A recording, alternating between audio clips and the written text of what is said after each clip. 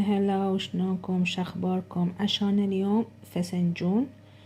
الفسنجون عبارة عن جوز مبروش ودجاج ودبس الرمان، وهذا الدهن اللي تشوفوه فوق هاي دهن مال الجوز.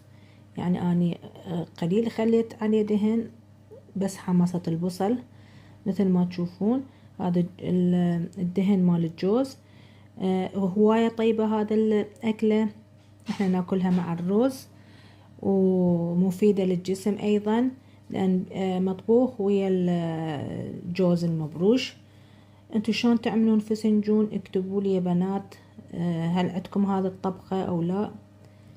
إذا عجبكم اشتركوا في قناتي وشكرا لكم.